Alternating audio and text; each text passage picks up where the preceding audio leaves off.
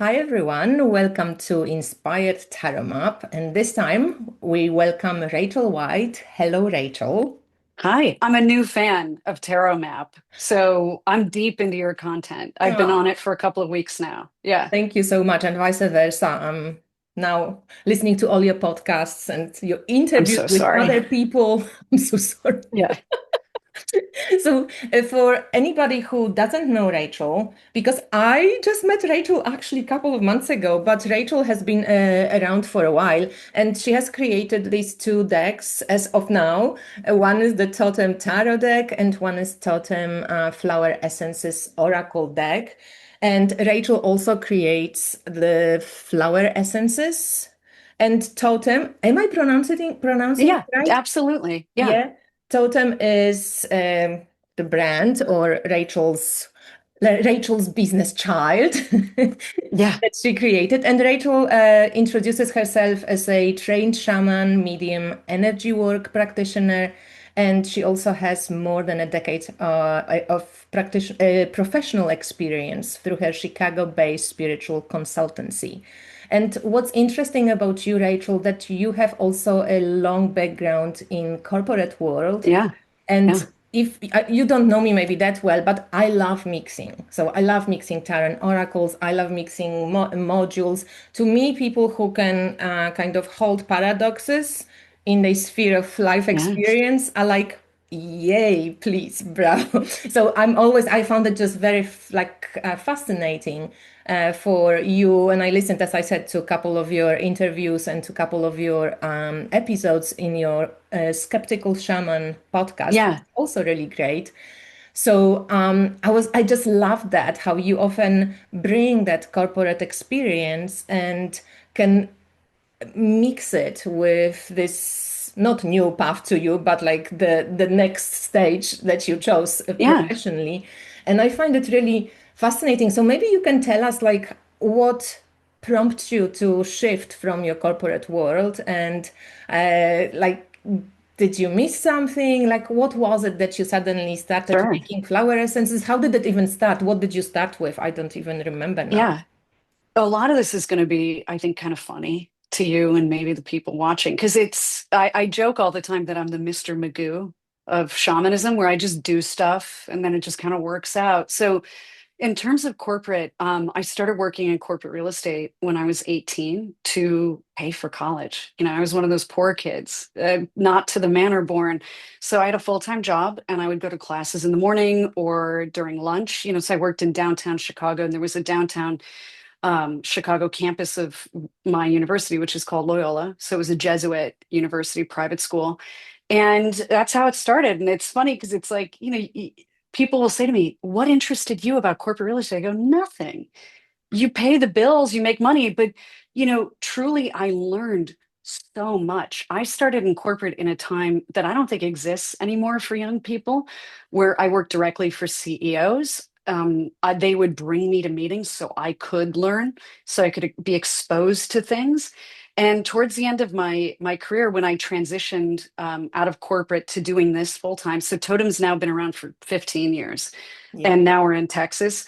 But prior to that, I don't know, I transitioned to this full time, understanding that, like, the world's changing, corporate real estate was changing. One of the last conversations I had in it was that the entire value of a human being in the future through the Internet of Things is going to be their biometric data. That's your value. And I Wow. was like, this is not going to be for me for very long at all. And so, when I was still in house, I was going to shaman school, the real thing. I paid somebody a lot of money for it. I had a person who was my medium train me in mediumship, all this stuff since my early 20s, and decided the best way to continue to learn was to do. I've been reading tarot since I was 9. So I just started offering tarot readings to the general public, and I still do, using my deck now.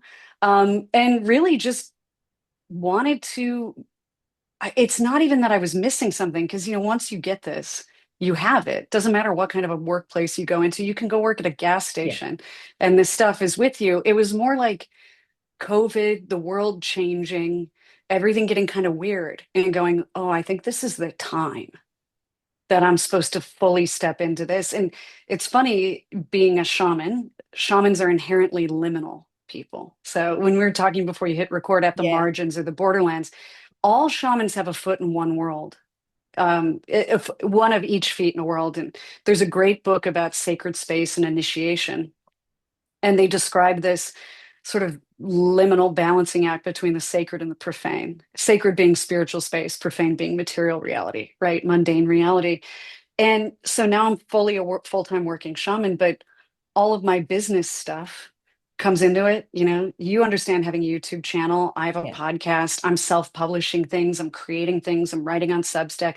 All these old skills, all this old muscle memory from corporate, or as I like to joke, I'm using my powers of evil for good now. At least I hope.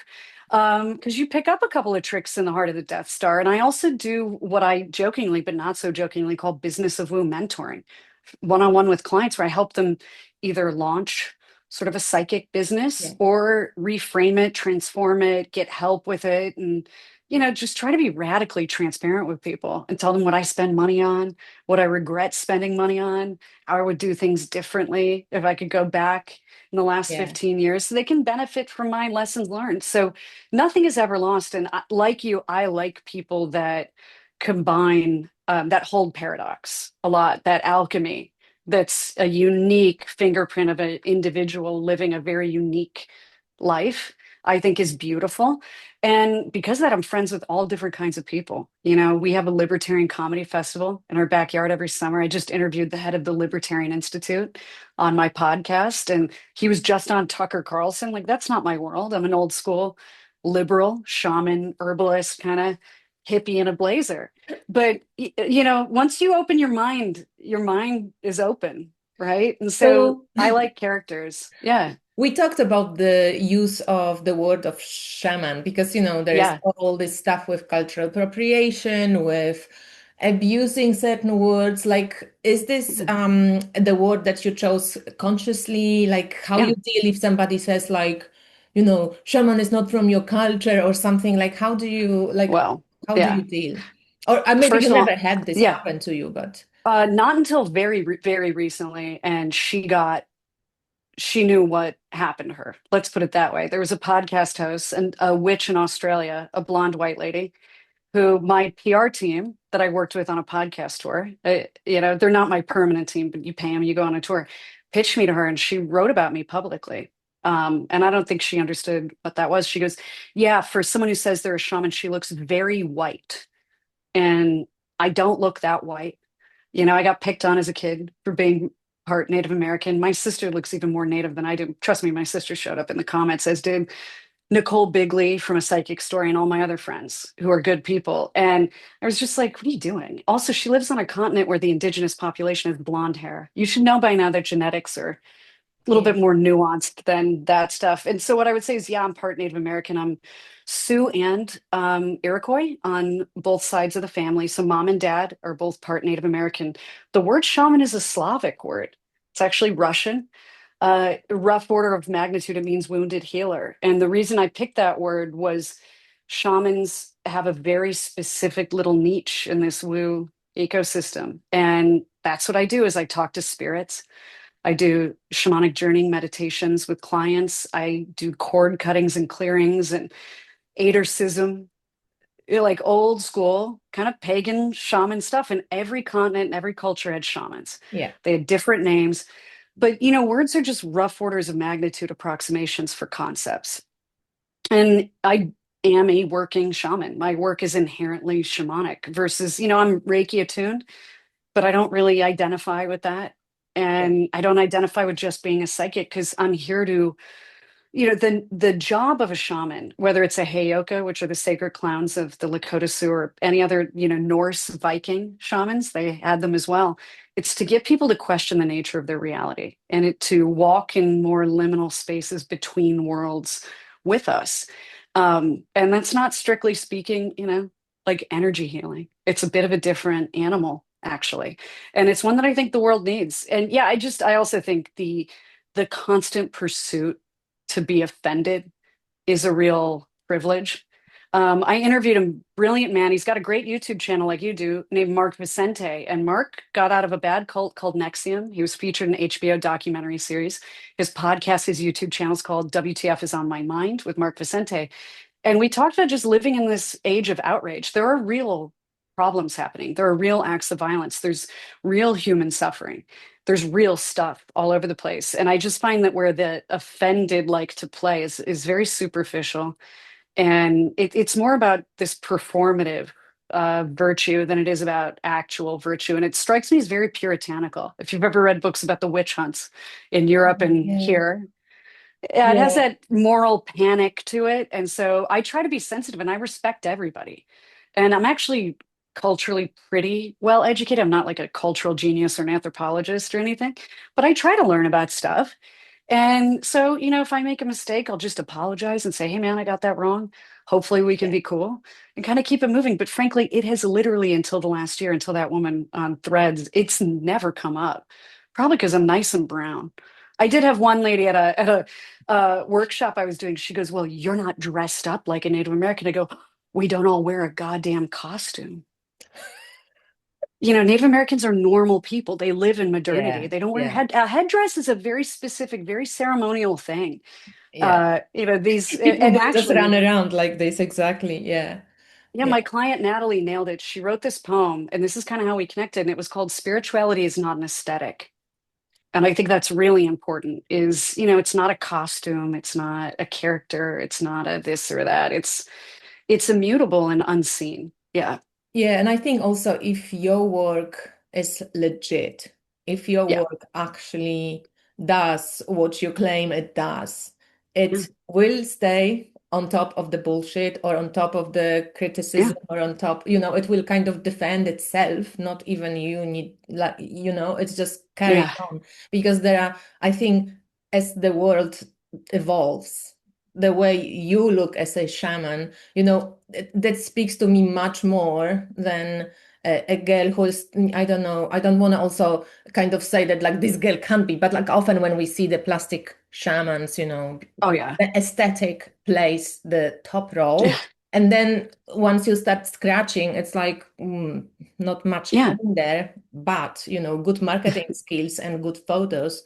So, like, in some way, I understand when people get a bit touchy about using certain Oh words yeah. because they abused or they've been abused. But on the other hand, also these words are Yeah. important, and we need shamans in this culture, Yeah. like, And big also time. there's grifters and BS artists and con men and women, and there always have been, and false prophets of every stripe and scale and feather. And so what I do about that actually, and the goal of the podcast, The Skeptical Shaman, and largely the goal of my Substack is to have really transparent conversations about spiritual narcissism, these Glamour. pyramid schemes, yeah, and all this the wrap, the simulacra around real spirituality. And I'm doing a podcast series now. We're recording it now. It's not out yet, around the business of woo. And I'm talking to other, very famous, established public figures in a very vulnerable and honest way about this stuff and just how to spot kind of a BS artist Yeah, versus a good practitioner. A lot of it's just going to be, what does your body tell you? What do you think? exactly. Discernment. And, that's always been a problem in our space. It's a problem in financial services companies, it's a problem in politics. And so, yeah, and it's very interesting. The woman who decided to post about me publicly and really instantly regretted it. I mean, she didn't get bullied, but I think she didn't realize that like people know me and they Yeah. actually care about me. Because I have real relationships with people and they actually, I'm like not hiding. My whole life's out there. You can go on LinkedIn, look at where I went to school and see where I worked before I did this full time. I sent her an email and I sent her my email and I said, we should talk about this, on a podcast, yours or mine, and let people hear, and never heard back. Yeah, So, exactly. yeah. Oh, well. But that's very interesting. I like that we touched on this because I think, yeah, I Yeah. just spent 3 weeks in the US, and I think in America it's even more of this, like, just be nice. Often I even heard from my friend, like, Yeah. we don't really talk publicly about politics. We don't really mention aloud, ha ha ha, Trump that did this, or they Yeah. don't say it loud because you never know who is the. I'm like, oh God. And It's then I very came George back to Europe Orwell. and I thought, oh my God, I'm in France now. We fucking ruled in Europe. But Yeah. I miss just we kind of damn our communities right now. People, because of the cancel culture of this, everything you can't say fucking Yeah. anything anymore. I think we damn the sense of humor, the sense of irony, Yes. the sense of using humor as like depiction of reality. When I grew up in communism, we had all these like comedians. They didn't have to write shit. They just used what they had everywhere around. This Yeah. propaganda language was just hilarious. Like you just had to repeat Oh, the it is. And it's hilarious. The and propaganda now, is hilarious now. And one thing I would say about all that is I get along with Eastern Europeans for a reason, always have, and Germans, we just understand each other because to me, it's not about being rude. It's like the truth.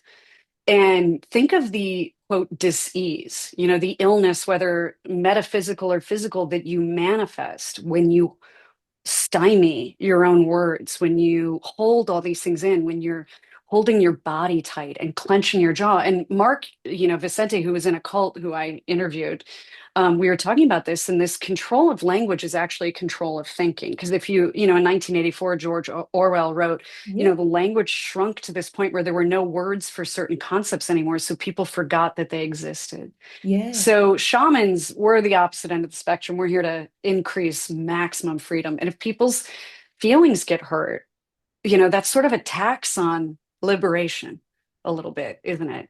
yeah. Um, yeah, reality doesn't really care about your feelings. I loved what you said. Spirituality doesn't care. It doesn't.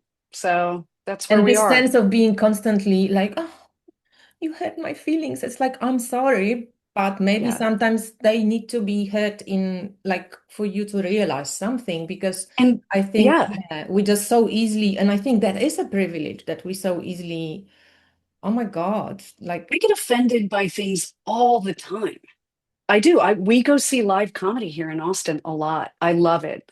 Um, there are some jokes that are just vicious.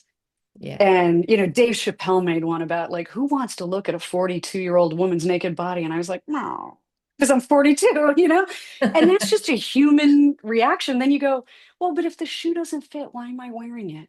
And if you get triggered, maybe as a shaman, maybe there's something that's a little infected or inflamed in me that I have to look at, that I have to alchemize, I have to transmute so I can release it or I can incorporate it into me now as medicine instead of letting it wound me Yeah, and constantly. shamans were like Yeah. this divine mad people in some way as well. Like Yeah. I read about fools recently that it was like the archetype of also often in Russia actually of this divine fool that they Yeah. always used to, or like jester at courts or something. They used to Right. tell you truth straight up.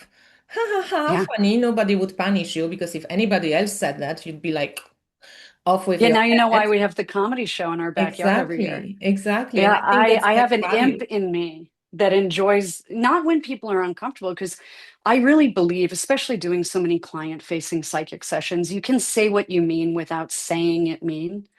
I think you can put a Yeah, little extra effort into just being a good communicator and not cause harm yeah. unnecessarily. But also, there is a real thrill to watching people squirm in their seats when someone's telling jokes. It's funny. Yeah, Sorry, it is. yeah, yeah, It's freeing, everybody, you laugh at a laugh is a really involuntary reaction. It's like a sneeze or an orgasm. yeah, What yeah, makes you laugh because there's something true in there. Yeah. yeah. That's very true. So, okay, let's Yeah. maybe move on to the decks. And Yeah. first, you created the tarot deck, right? And the I oracle deck did. came later. Yeah. So, you said you started reading tarot or started, like you got your first tarot at the age of 9.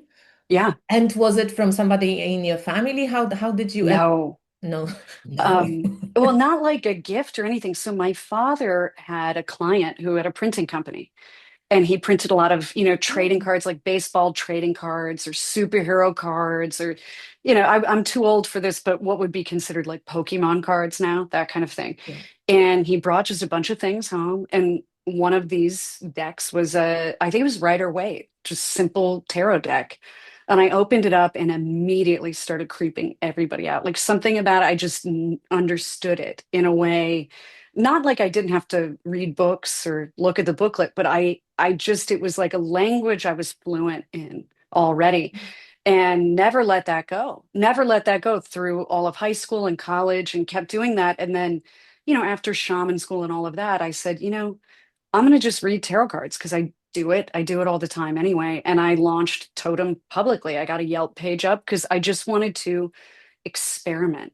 And I Yeah. really think to get the hand feel or the muscle memory, you have to like read for people you don't know. You have to kind of scare yourself a little bit, make yourself a little vulnerable, put some skin in the game.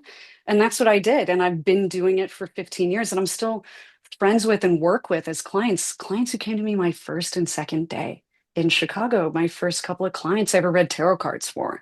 So it's incredibly rewarding and enriching work. And yeah, the tarot deck, you highlighted in your video, I think appropriately, it's very different.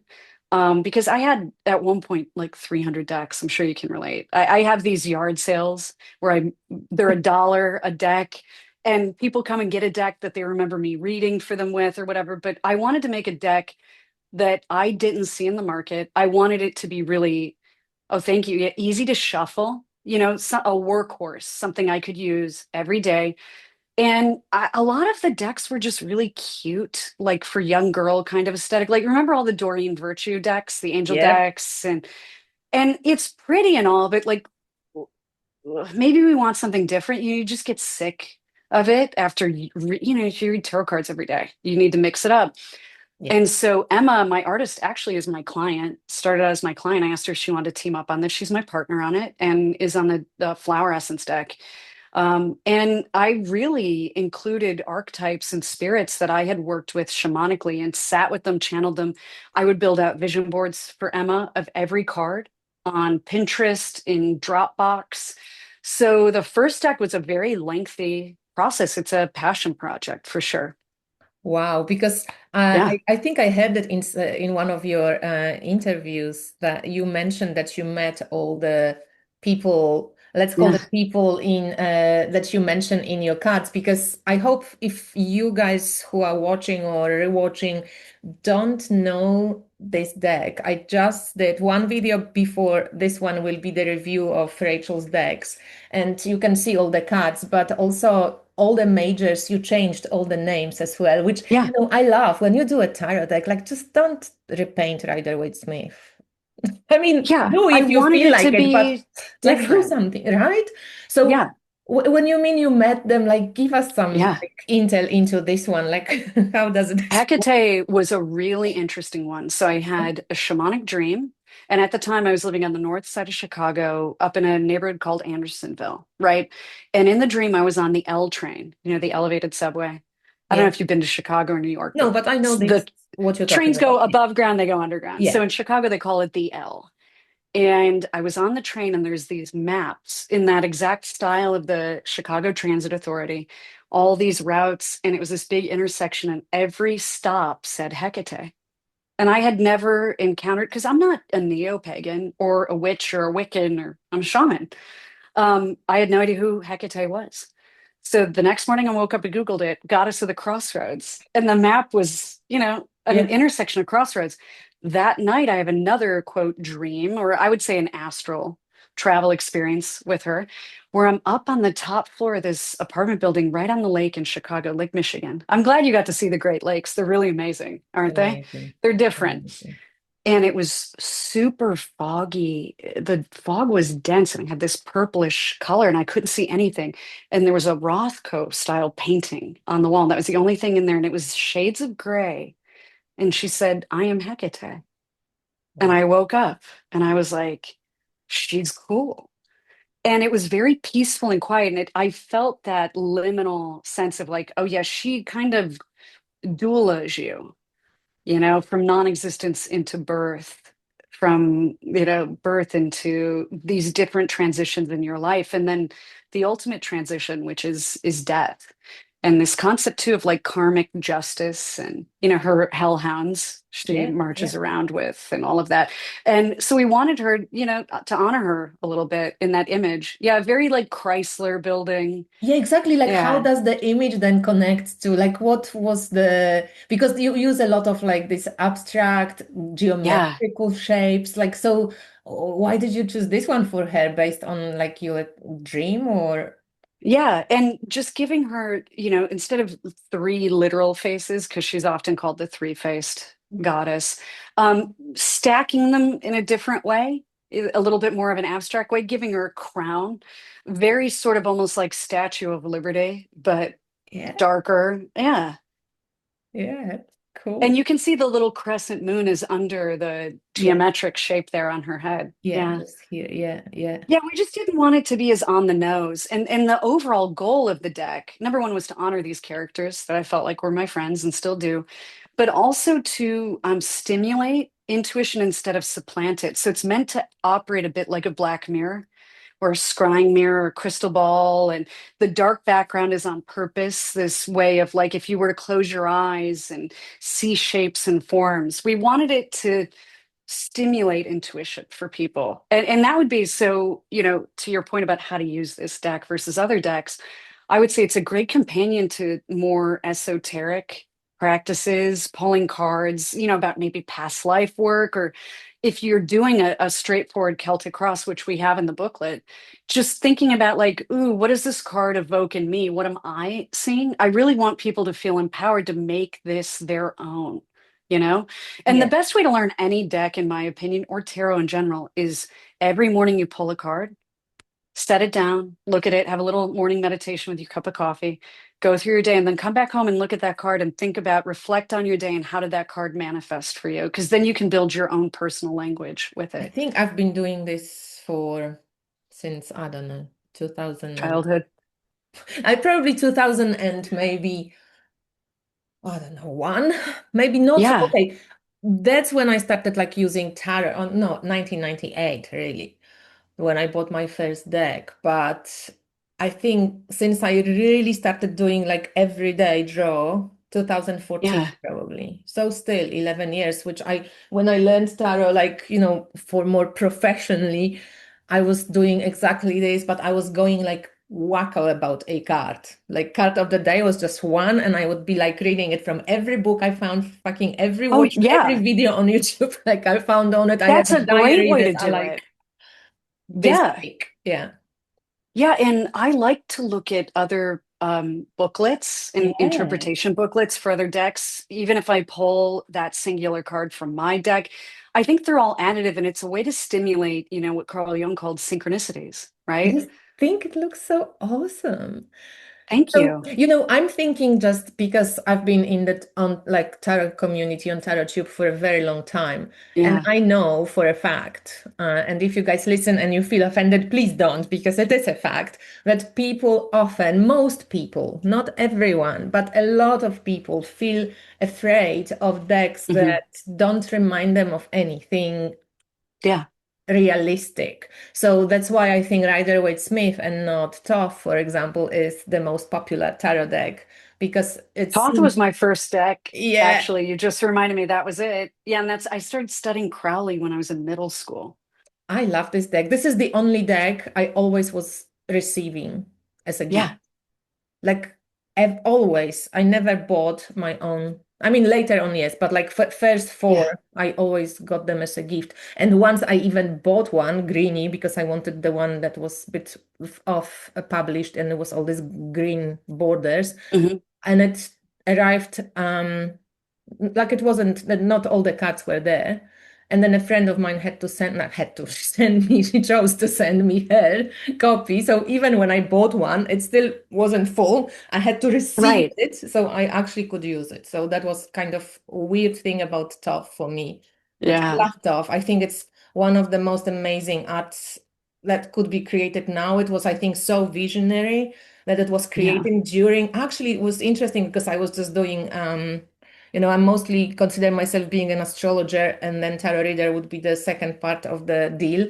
But Uranus was in Gemini when Aleister Crowley was creating the deck, or at least parts of the time. And now we have Yeah. very similar kind of period of time that the cycles are repeating. So yeah, Yeah. I was just like doing the research on the history of Uranus in Gemini, and I thought, Crowley's deck. It was around that time when it was like, just before the Second World War, and then the Second World War came up. So yeah, interesting.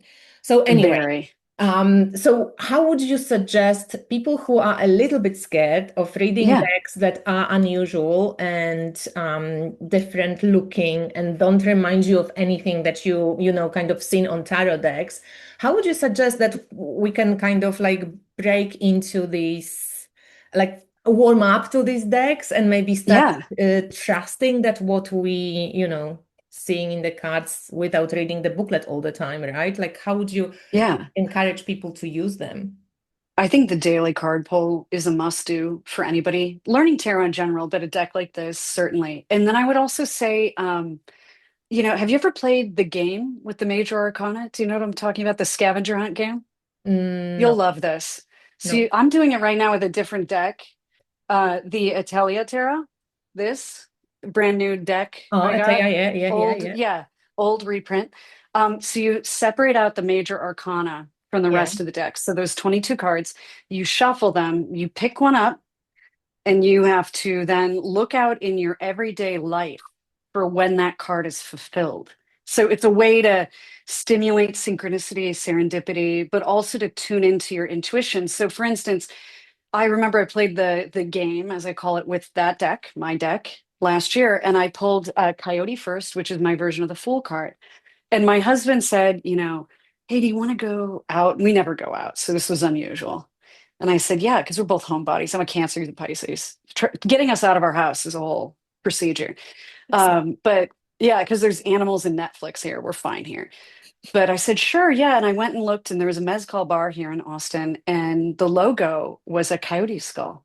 And I said, definitely. And that's how I knew I completed that card. And then, Okay. so you set that to the side and you don't reshuffle it in and you keep going. And Wow. it's a way to sort of sense, like develop that muscle memory for when have I achieved something that this card represents to me in my Perfect. life. So otherwise you would be holding on to that card until life would show. Yes. Okay, so it's not like, Yes. yeah, okay, Oh okay. yeah, it's so funny. I pulled one card playing the game out of this sort of old school medieval deck.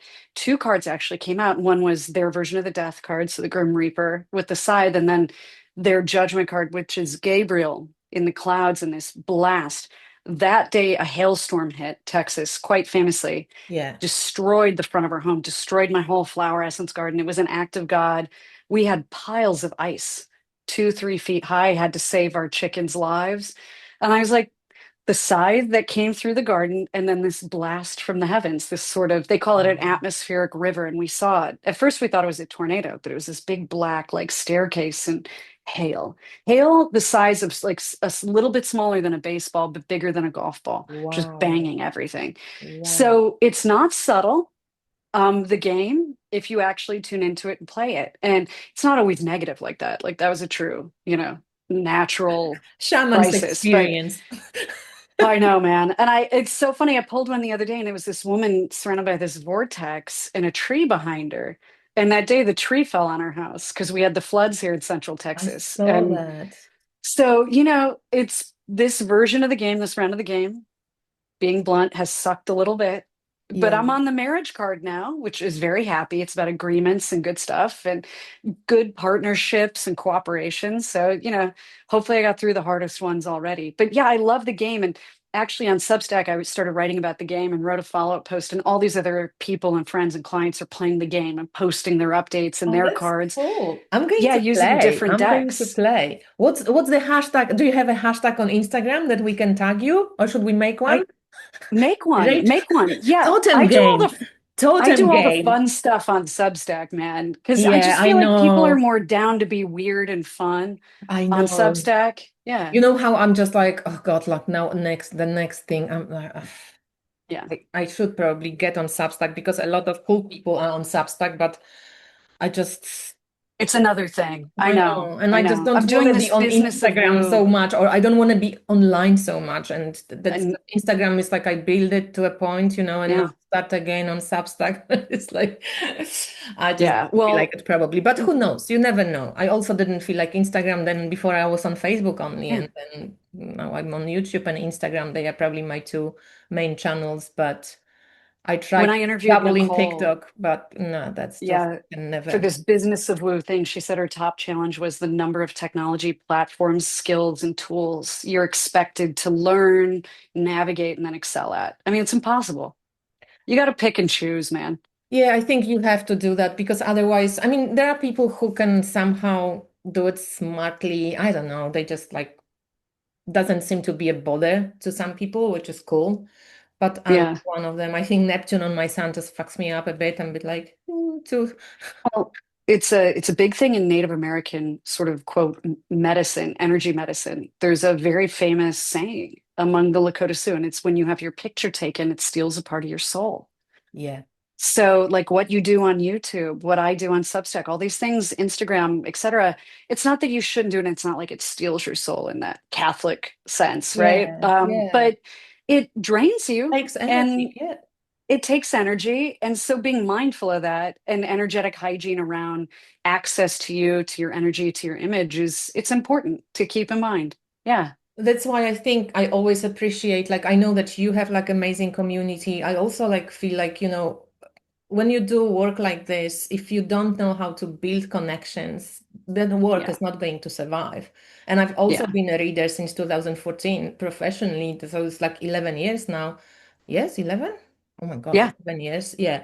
Um, and I still have clients that I started with also. Yeah. So, and I feel like this is really, really important for this like energy exchange, and even for people who are watching. And I constantly, like, not constantly, but I started to talk about it, like for people to click a like, to share something that costs you nothing, but it helps us a lot. And this is like one of the ways. You don't have to buy anything, you don't have to go Yes. and spend money, but like this simple energy exchange of like sharing, writing a comment, even thank you, because that helps the channel, that helps you on, if somebody shares your Yeah. podcast, that helps me a lot if somebody comments, likes or something, because then this famous algorithm just like treats you a little bit differently, right? Yeah. And of course, like it's not something like I'm not reminding people at every on on every video about it. Maybe I should, I don't know. But I feel this is a little bit of an energy exchange that we may be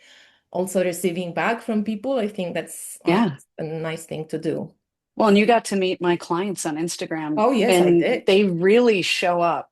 Yeah, They're deep into this. They're like you, they have this enthusiasm just for this stuff. It's not yeah, about for me, and it's their own now. And one of the things I'm most grateful for is how cool my clients are. Seriously. same, Because, I don't need to get that big. I don't care about scale or visibility. But same. to your point, I want real connections because I'm also interested.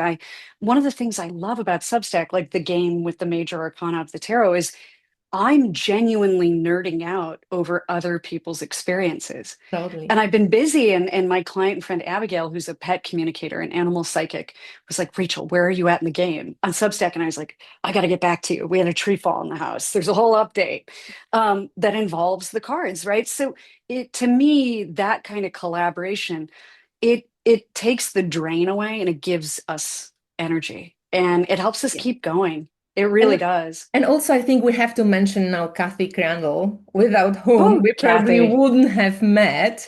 And how Yeah. amazing was that, that like she was my Yes. all like old client for many, many years. She's also has been your client. And like I met with her in New York just because she lives there and she was like Yeah. excited to meet me and vice versa. And she gives me your deck. And Well, she and I goes, think Kathy go knows and that I'm check kind of a Rachel's hermit. work. Go and check Yeah. Rachel's work. You will like what she does. You will like each other. And that's when, I followed you on Yeah. Instagram and then you wrote me and I'm like, oh my God, I just got your deck, Rachel. How I cool. love Kathy. Kathy is really an interesting person. Yeah. Kathy got quite a nice little thank you from me for that because Oh, more than like shallow stuff, I was like, oh, I actually really like your YouTube channel. So for me to find content, I don't consume a lot of spiritual content from peers. I read source material, like I read Yeah. Sumerian cuneiform tablet translations and the Egyptian Book of the Dead. Like Yeah. I'm a deep nerd. Yeah. Like I was a dorky kid, which is how you get deep into this early, right? And so to find up to date modern stuff that I like that's enriching to me is like great. Yeah. Yeah. No, Yeah. that's really cool. So thank you, Kathy, if you watch this. Yeah. Thank We you, appreciate, Kathy. we both appreciate you. Yeah. And Kathy does God's work in real life. She's, looking out for human beings, Yeah. the Yeah. littlest, newest among Yeah. us. Yeah. And I hope now, after she retired, she can just fucking rest, Kathy, and just like Yeah. chill and do stuff you like for yourself now. We all are here to Yeah. like root you, Yeah. and do Turn go into a and hedge do God's witch. work now and rest and enjoy Yeah. and just do shit you like. She's a storyteller. She wants to write her Oh, yeah. mother's stories, some Irish stories. She has so many plans. It's really cool. It's really I cool. like when people have an enthusiasm for life and want to make stuff. I Yeah, think that's the antidote to all of this, sort of AI commoditization via large language models. As a writer, they kind of take from us, right? Unless we're very careful and fastidious about all of that. And yeah, so anybody who's out there trying to make a real thing, write a real thing, yeah, review real things. yeah, It's so needed right yeah, now. Yeah, yeah, make exactly. stuff, create. Exactly. So, Rachel, the after tarot, you Yeah, came into the flower essences deck, but like how do the flower essences, which you also I mentioned this, I don't know if it was recording, that yeah. you're so generous, and I Oh, can well, thank you. feel this energy of yours, like it's honest. It's not like I send you this and you know how sometimes you have this like sense from people, like you just come across so open and I was like, honestly, like when we connected, I'm like, I'm fucking excited to meet you. Like, you just seem like a great girl. Like, I would go and have a drink with in if I Well, could I would get you out of your house, gladly, of course. yeah, gladly have a drink with you. I'd come over and we could have real schnapps or Yeah, something. oh, definitely. So, Yeah, so when you started doing your tarot deck, were you already into flower essences? How was this on like yes. the linear timeline? So tell us a little bit about the flower So essences, how the plants come into this. yeah, I've always used flower essences. I used to think they were nonsense placebo effect until a friend gave me Bach or Bach, whatever, rescue Yeah, remedy. And it blew my mind. It really worked. I still love all of their stuff. I think they have great stuff. And yeah, I actually just ordered one for myself that I don't make. So I still buy them, but now I get to get high on my own supply a little bit. yeah, So in Chicago, I self-published the tarot deck um, during that time, but it was during COVID. My husband's a chef and he got paid full time to be at home with me, which is very unusual for anyone in that profession. A lot of people did not have that luxury.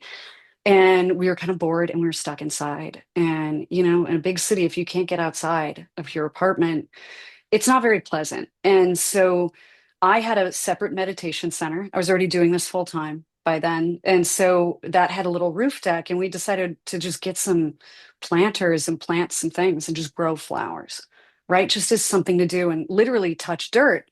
When I say I'm the Mr. Magoo of this, I'm not kidding. And then we grew all these beautiful flowers. And I was like, look at this. And my husband, being a chef, was like, we should try and make some of those flower essences that you like. I was like, you know what? Yeah. And he researched recipes and we kind of tweaked it. We decided to make ours with Everclear for a variety of reasons. So, like grain alcohol versus cognac or yeah, bourbon or yeah, or whatever. whiskey, yeah, And just started doing it. And then I didn't even think of it. We were planning on leaving and moving to Texas mainly for his work because, his whole industry, most restaurants in Chicago just yeah, never came back after the yeah, lockdowns. So we came here and I gave them away as gifts to clients, made labels just like these, but like gifts to people.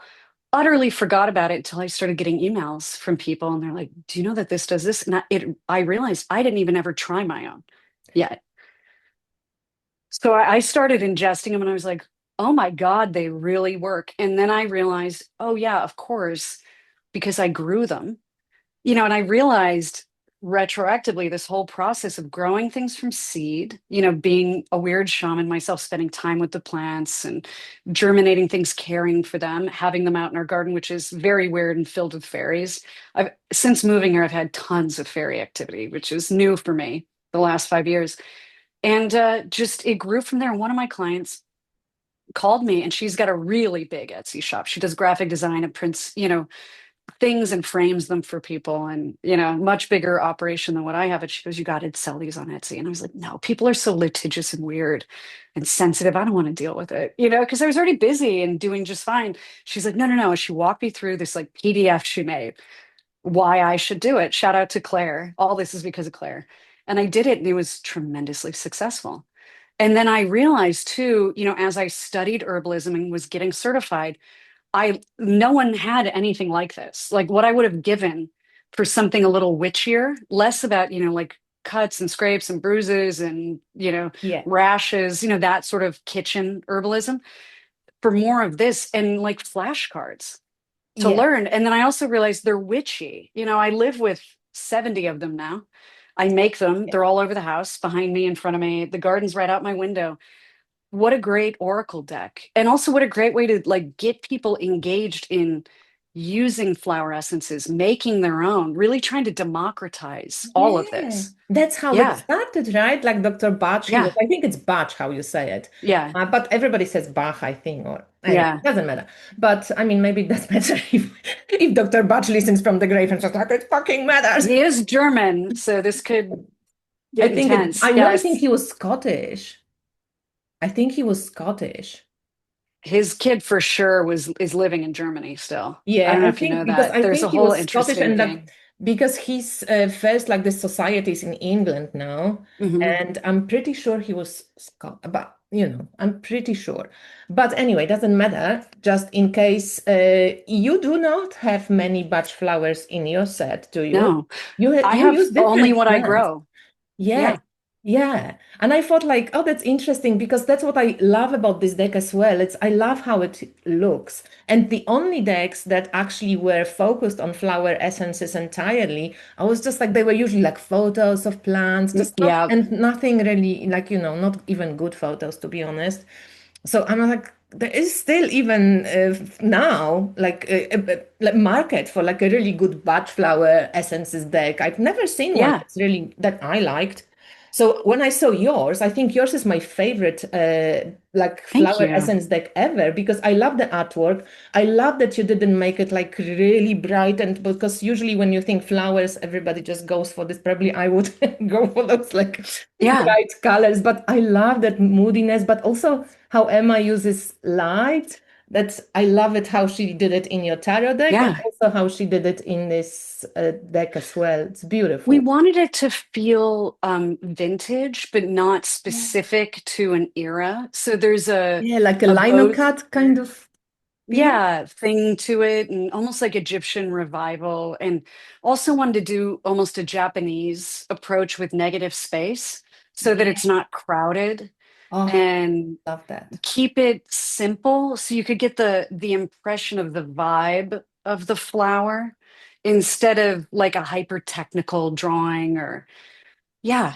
Yeah, yeah, no, it's beautiful. So the flower essences, you just started using them. You thought like, oh shit, they work, and then you wanted to have a deck yeah, as well. And I think this deck is wonderful. So I think if anybody is like in quotation marks afraid of the tarot because they think, oh, too dark, I don't know, too modern, too yeah, abstract, I think the Oracle deck is just for everybody equally because the explanations in the booklet are very kind of day to day. You can do definitely a yeah, card a day draw from this one. You can learn a little bit about the plant if you want. You can build your own connection, but then yeah, inspire yourself from, from the booklet.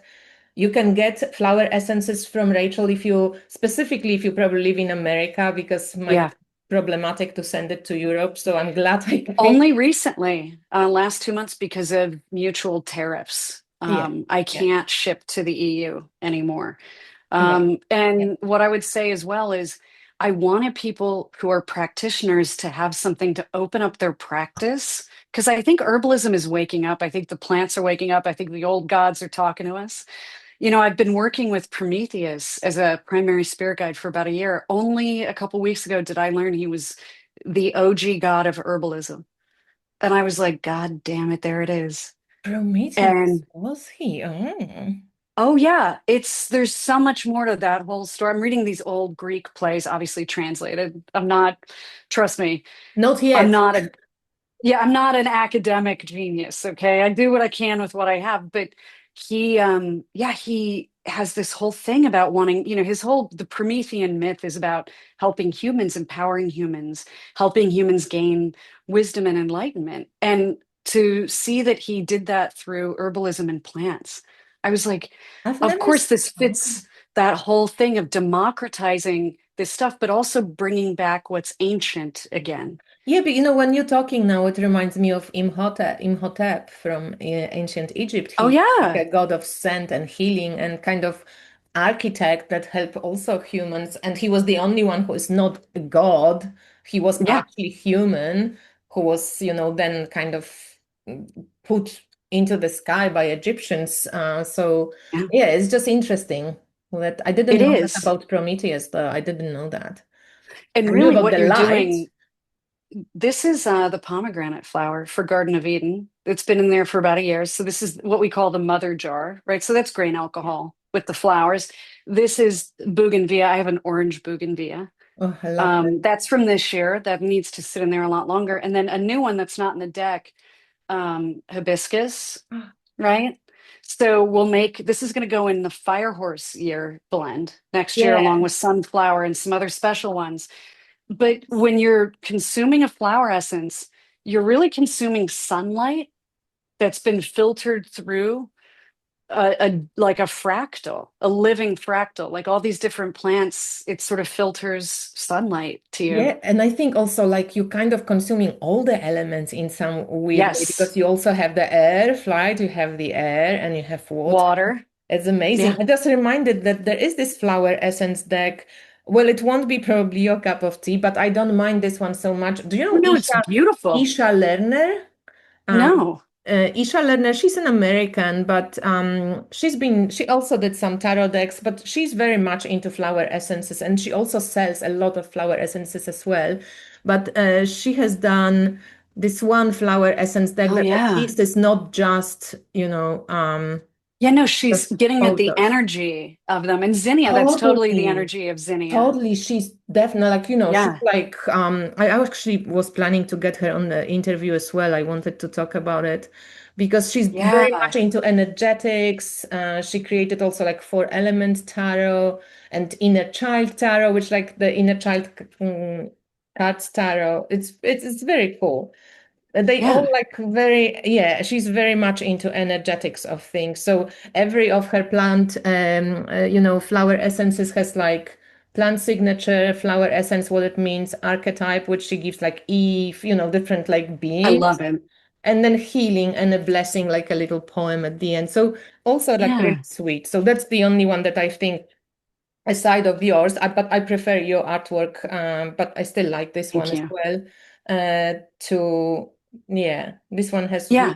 is I maybe think they'd be a bit good to more use together. energetic than yours because yours is much Yeah. more day to day and also brings energetics in. But I like it that it can be like very much everyday draw if you don't want to always get the Yeah. healing and the you can just play. The spread I like to use with the flower essence deck is the chakras.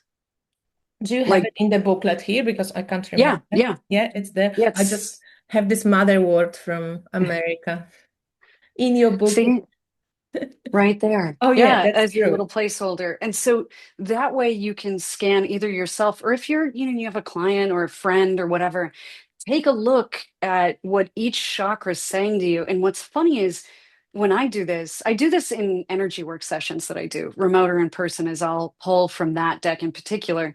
You'll see where things are going great and where things need help. And I did a session just the other day, and it was obvious to me that all the lower chakras, so, sacral and root, were taxed out. They needed help. I got milk thistle and I think wormwood, which are detox herbs that Yeah. indicate that there might be some stagnation there in the lower chakras. And when I relayed this to her, she goes, "It's so funny." She goes, "I just had my gallbladder removed."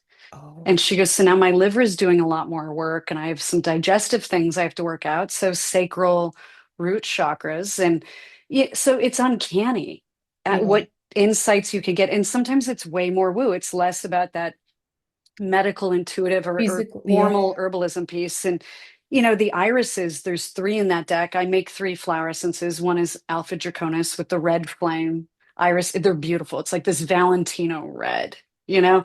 And then Black Mirror is that witchy, almost black purple. And then the light blue that smells of orris, that great bulb yes, smell that the yeah. French use in perfume. Amazing. And that's Archangel. So all of the irises are about like communication with the other realms. You're going to be getting messages. You're going to be getting, some downloads that you need to take action on and just the different vibrations of that, right? Yeah. And actually, Yeah. on top of the getting the messages, like, because you receive a lot of conversations, like, can you tell us a little bit more about like how you personally experience this Yeah. communication with other realms, or do you trust everything? Yeah. Like, how is it like, do you go via Oh, intuition? How do you go about it? Like, please tell us.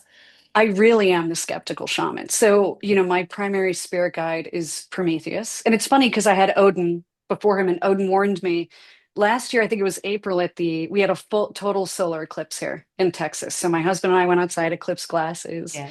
watched it. Our chickens put themselves to bed. They thought it was nighttime. It was Wow. so cool and weird. And Odin popped in, because I was nice and relaxed, probably, and said, I'm handing you off. You're going to have a new like case manager now. And his name's Prometheus. And I was like, okay. And I don't like think about it anymore. And he is, but even with him and all of this incredible, like substantive proof of our little shared scavenger hunt, he and I take my time with spirit guides. I pump the brakes. I don't trust everything. And I work a lot, like I do spiritual transformation coaching with clients. And one of the primary things we focus on is boundaries, containers, Yeah. knowing when to say, no, I'm a human having a human experience right now, and don't invade this space. And that's a little bit of a red flag if they do. And then also like separating noise from signal. If you're psychic, you're going to get stuff that's like interesting, but it's not that meaningful. So don't spend a lot of time or energy on it, right? Like Yeah, the 80/20 exactly. rule. So no, I don't trust everything. And actually, Prometheus, every day I run him through a diagnostic before he wants to talk to me. And I ask him a series of yes, no questions about like, are you evil? Are you who you say you are? Like a little system check. Yeah. And he Yeah. said, I'll do this as many times as you want. All right, let's go. Yeah. And, so that's another good sign is when they're like, I understand because I understand what you're living in. Yeah. And one of my biggest early issues, by the way, speaking of Doreen Virtue with her and her work, was I would go to healing circles in Chicago back when it was cool, before this all got super commoditized and Yeah. capitalist, when it was just Yeah. a potluck and Yeah. people reading for each other. It was very sweet. I miss those days actually. But I went and what was it? I'm trying to think of yeah, the oh, I lost my train of thought. How awful. Do. It'll come back to me. There We was a talked about story during there. Virtue that it was before it got all crazy, and then Prometheus about like maybe you wanted to mention an example of how we went to during Virtue something Oh and yeah, during Virtue. Thank you so much. So there was a woman there reading angel cards, and she was like a certified. This was my first exposure to like trademarked certifications, right? And I yeah, was like, yeah. And she's like, oh, no, you understand. I was trained by Doreen Virtue and I do angel readings. And I said, oh, that's very interesting. Like, and I meant it. I am, by the way, a little neurodivergent. I'm very earnest. I don't have a lot of guile, in me, which is good and bad. It depends on the situation. And she was explaining to me and she goes, and there's no such thing as a negative entity. There's no such thing as the negative. It's all in here. And I was like, I immediately had a reaction to that. And it's, believe what you want, but nothing works that way in natural law. And there are things in between good and bad. There's things that are neutral, nature spirits, elementals. exactly. Prometheus, by the way, is fairly. I had a client, spiritual coaching client, practice on me. And she goes, there was this man there. And he was very serious. And by the way, Prometheus strikes me as Russian in his carriage, if you've ever hung out with Russians, right? Oh Which yeah, I I happen to did. love them, but they're not everybody's cup of tea either. And she goes, and he was just very serious and he was there. And I go, interesting. And did you get like, how did you feel in his presence? And she goes, it wasn't like an angel, but it wasn't evil or negative. It was something in between. I go, yeah, because he is a Titan in Greek mythology, and they're effectively big nature spirits, right? So I think there's a whole ecosystem, just like in the natural world. There's parasites, scavengers, predators, prey, right? Like all these I agree. different flora and fauna. And then when Doreen encountered something negative, I'll never forget it because then she decided everything she had done up to that point was evil. Everything was evil. And she became very Christian and religious, which Yeah. is, I'm friends with a lot of Christians. A lot of my clients are Christians. But I remember thinking, like, you still didn't learn your lesson. It's Yeah. always these extremes. Extremes, And exactly. yeah, it was weird. Like, why not just chill and go, oh, I got that so wrong for so long.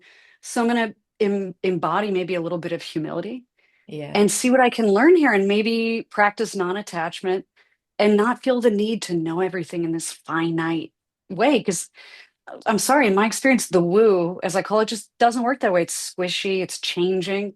You know, the more you learn, the less you know, the more questions you have. Totally. And yeah, And so it's yeah, it's an never white interesting and black. space. It's never white and black in this. Never. There's so many gray areas and yeah, the extreme thinking. Yeah. I know that everybody kind of demands it of you. You fucking either say that this is wrong and this is right, but I'm sorry, I just can't I can't do it. It's like Neither can I, not and I'm from way too nature also. curious. I need to get exposed to everything and everybody. I have too many questions. I'm too enthusiastic to learn. And You I know, al- I and I always with my moon in Libra see two coins of the story. I'm like, well, but this person experienced this and this person experienced this, and now I yeah. can understand when this one is coming from totally. Now I can understand. So Well, and this sometimes is it's the annoying, beauty. but sometimes it's okay. And with like with everything, Yeah. we have lessons to learn about these, points in our Yeah. chart. So this is not to say that this is the best way or whatever, but yeah, it's Also, shamanism is all about like your experience of spirit is yours and it's valid. And my experience of spirit is mine. And they neither one of them cancels the other out. exactly. And so we just allow. I had a client come to a group workshop where I do these group guided meditations, right? We call them shamanic journey meditations. He was so cute. It was in Chicago, and he goes, "You're never going to believe this." I said, "Try me. I've heard a lot of stuff over the years." He goes, "My guide was Tony the Tiger. You know, the from the cereal box. I think it's I Wheaties, maybe or don't. Frosted Flakes. Well, it's a cartoon tiger. Yeah. And the tagline for Frosted Flakes is they're great." And he said that to this guy, and he goes, "Come on, get on the magic carpet." And then there was the cartoon Aladdin from the Disney movie, and they rode on a magic carpet. And the only message you got was how great he was. And I was like, dude, you were talking to God, man. That's awesome. And just allowing it, leaving everybody alone. I joke with my husband all the time. We should really go back to like Hellenistic paganism or something, because it was a democratic society, it was civilized, but nobody got in fights with each other over whose god was better. Yeah, yeah, It yeah. was just acknowledged that there's an infinite number of temples and beings and Well, it's a bit like in Hinduism right now. They also yes. don't have a problem with like even accepting Jesus, okay, or accepting any other god because they have some like the Yeah. pantheon is so, rich Well, that the Vikings yeah, were a very intensely shamanic culture, by the way. And when they started moving further west and north in Europe to France and England, they encountered Christianity and they were like, who is this Jesus? We love him. We're Christians now. And the Catholic priests were like, no, it's him only. And they were like, no, I'm gonna have him and all the rest of my friends. all And gods. yeah, and but they wanted to like it was to them like collecting a Pokemon. They were Yeah. like, this guy rocks. Yeah, so that's interesting with the with religions and with just Yeah. where we find our I think it's very important for everybody to find that for yourself, what you're comfortable with and where you sit Yeah. with this. And I think the older I get, the so much easier it becomes. Like I don't have to constantly come like I don't want to be like Rachel. I don't want to be like Yeah. anybody else. Like I'm my own thing and like my with my own experiences, with my Yeah. own, conditioning, with my own lessons, challenges, etc. So the challenges you had, I didn't experience, and vice versa. So we all have something unique we can add to the tapestry, I think. It's And beautiful. Yeah, and yeah, and that's amazing. I'm genuinely friends with a hardcore traditionalist Catholic. And by traditionalist, I mean he goes to Latin Mass They don't acknowledge the Vatican anymore after Vatican Oh, II. And he's an exorcist. And there's a movie made about his life. He's played by Eric Bana. And it's, I always tease him oh, about that because Eric Bana is very handsome. So is Ralph, by the way. Shout out to Ralph Sarchi. He had a TV show. He's been in documentaries. And he was a working exorcist in New York City police sergeant, by the yeah. way. He knows what I do for a living. The first thing he does if he has to do an exorcism is he goes, "Where's the goddamn tarot cards? Let's get rid of them." All this stuff. And he knows what I do. I know what he does. Perfectly nice to me. I interviewed him on the podcast. We had a great conversation because more important than anything else is that we like each other and Yeah. we learn from each other. So we don't have to agree. And he's not rude to me. And I'm not nasty and uppity and sort of condescending to him. And I think there's a way to be cool with everybody. I like diversity of thought. I like learning. Our next door Exactly. neighbors who we're really good friends with are fundamentalist born again Christians, hardcore, Exactly. But and that's they're the point. nice. Like we all different. Like why can't we have Yeah, different opinions and yeah, just agree to disagree? And even more, like try to learn a little bit about what the neighbor, why yeah. do you think like this without They trying to invite us over convince for everybody to dinner. change. Yeah. Yeah, we have them over for dinner. We were talking about the difference between the Torah and the Talmud last time we were at dinner. My husband was kind Yeah. of like, "Why don't you settle down a little bit?" Like he gave me one of those looks because I'm like, they're not the same. And they were like shocked to learn this. And also, we were talking about Islam a little bit. And I've read the Quran. I think the Quran's beautiful. Yeah. As a document, I also love the Old Testament and the New Testament. I don't go to church, right? So it's interesting. And if you can do it respectfully, you learn. You Yeah. learn and you Yeah. cross-pollinate. And more importantly, they're human beings that are very nice to us. And that's really what matters is individuals interacting with each other in a supportive way, I think. Yes, and I think we're Yeah. going to finish on this wonderful note because we over an hour and we know how the red flag will go off if we... Oh, yeah. And I'll have to get you on the podcast if you want to come talk about the business of woo, because I haven't had anybody on there who has anything remotely like your YouTube channel. I think that'd be great. Yeah, why not? Rachel, I'm open, Fantastic. totally. We can chat. So thank you so much for being a guest on Inspired Tarot Map. And thank you everyone who sticks with us, stuck with us. That's the Yeah. past tense of this word. And because And of your thank you so channel, I'm much for buying that watching. Aura deck. So thank you. And thank you to everybody who comments under your videos. I'm learning about other decks from your Oh, subscribers in their comments. It's yes. awesome. And yeah, please take a look at the video I made about Rachel's decks, and anything about Rachel will be linked below in the description box as usual. And I hope you guys get to check out Rachel's work because it's worth it. Thank you so much. Thank you, Rachel. I'm going to Thank stop you. recording and bye, guys.